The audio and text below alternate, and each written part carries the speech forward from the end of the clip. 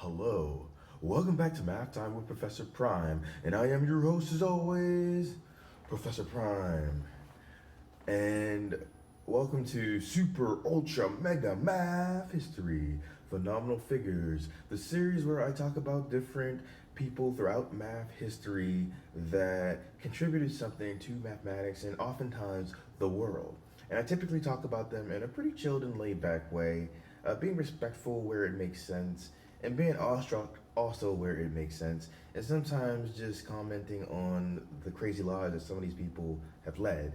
Because at the end of the day, even if these people were mathematicians or like dealt with a field that was like math heavy, at the end of the day, they were people. They existed outside of their professional interests, you know? So, yeah, let's get into it. In this particular video, we're going to talk about Augusta Ada King, the Countess of Lovelace. Originally, she had the last name Byron. She was, in fact, the daughter of Lord Byron and Lady Byron, where Lord Byron was a writer and quite a character, so to speak. He has a certain reputation, and for seemingly good reasons. But anyway, this isn't really about him, though he is a part of this tale. This is about the Countess of Lovelace. Now, with Ada, she was a mathematician and a writer, and she believed in what she called poetical science.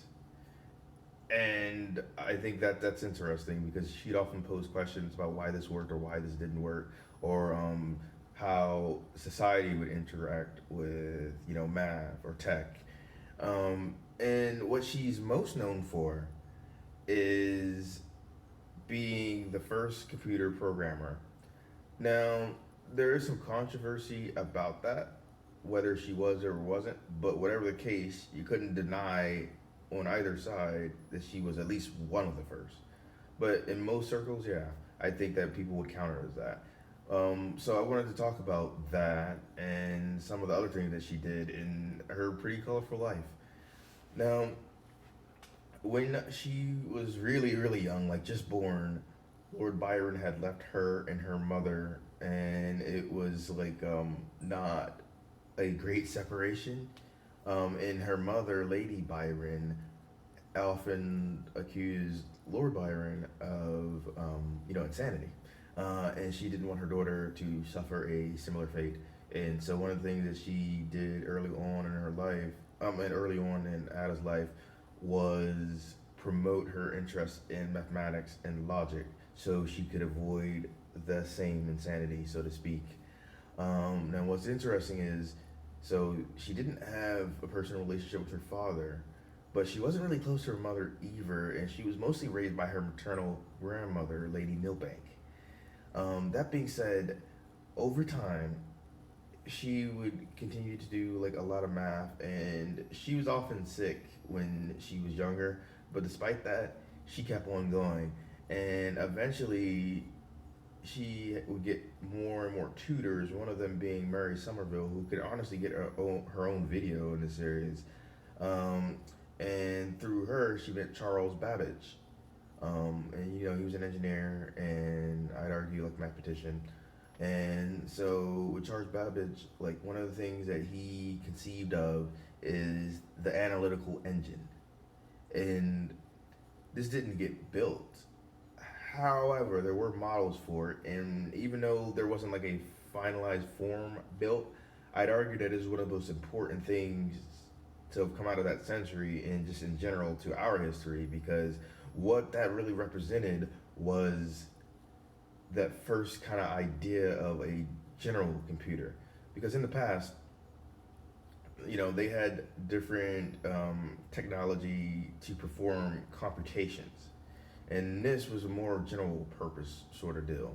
And what fascinates me is that this, was conceived of before, our electronic era, and that fascinates me because, like, hey, you can consider this a computer despite not being what we would typically think of as a computer. It kind of makes sense in a way, right? Because like before we got into electronics, a lot of ideas were probably conceived, and it makes sense that hey, this didn't come out of nowhere, right? Like what we think of as computers today. But anyway, I wanted to talk about Ada's role in that. So she had written a program, so to speak, for that machine, and it was to calculate Bernoulli numbers, and it was like something that was interesting because no one had really seen that sort of thing. And I think there were like I think some people had some contention and they said like some things could be found in Babbage's notes early on. I don't know if that's true or not, but if it is, I don't think it was on the level of what she ended up doing.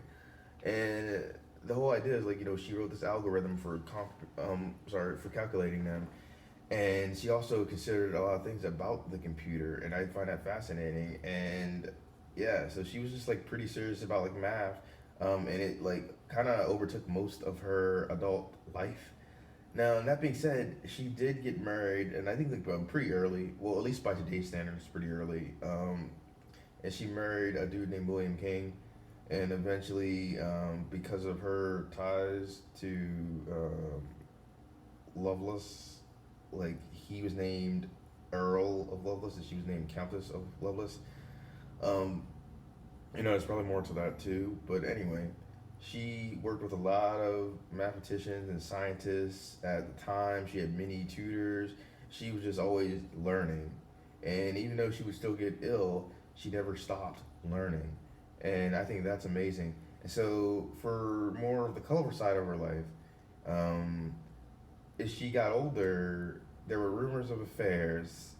Uh, and while that is interesting in its own right, what I find even more interesting is that, like, she came up with a syndicate of gambling with some friends, and at some point, tried to create like a mathematical model for placing major bets. Now, it didn't go well, and she ended up in debt for that. But I do find it fascinating because it's just like, hey, I mean, people live. She had her hidden in the books, but she had personal interest too, and like math is everywhere. Why not use it for gambling? But it's unfortunate that it didn't work. Um, but I just find it fascinating that she was thinking of that, and I think it's cool because like one of her big things was like using imagination and kind of applying that imagination to mathematics and using that for applications. And I don't think she ever got around to it, but I know she had been exploring like math and music and the connection there. And another thing that she didn't get to do, but was interesting, is that she tried to come up with a way to talk about the mathematics of thinking. And given her mom's interest in, mental instability and her accusations about Lord Byron, I think it's very, very fascinating that they kind of bled in some way, shape, or form to Ada. And with Ada, she had some like model for that, or she was trying to construct a model with that, and she was talking to different people about that, but unfortunately that didn't come to fruition. Um, but overall, though, she was very, very fascinating. She did a lot of math. She did a lot of like exploring. She did a lot of writing, and I find it all pretty fascinating. And she definitely left a big mark. She worked with a lot of interesting people, did a lot of interesting things, and with her husband, she did have 3 kids. And I'm not sure if they ended up doing anything big, but I think it's just worth noting that even though she was married and she had kids and things were kind of I don't know, different times, she still did her thing. Like she didn't give up her life. She didn't give up her math. Now, unfortunately, she did die young. She died, I think, like back in 1851, being just 36 years old at the time, which is unfortunate. Um, but her impact lives on. And I don't think we get a lot of things today if she didn't have her impact. Because even though the analytical engine never um, came to fruition in terms of like having a physical finalized model of it, what she did stuck on, and I think that's cool. and just in general, her life seemed very interesting to me. And I'll be sure to post some links in the description so people can find out more, because there's definitely a lot in there. But yeah, so if you didn't know about Ada Lovelace, the Countess of Lovelace, then I hope you learned some things about her today. And if nothing else, I hope you walk away knowing that she was this mathematician, that she enjoyed math, but she enjoyed creativity as well. And she wrote the first computer program. And even if someone were to dispute that, you couldn't deny she was at least one of the first.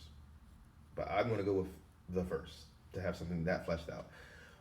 Yeah, so I'll see you all in the next video. Professor Prime out.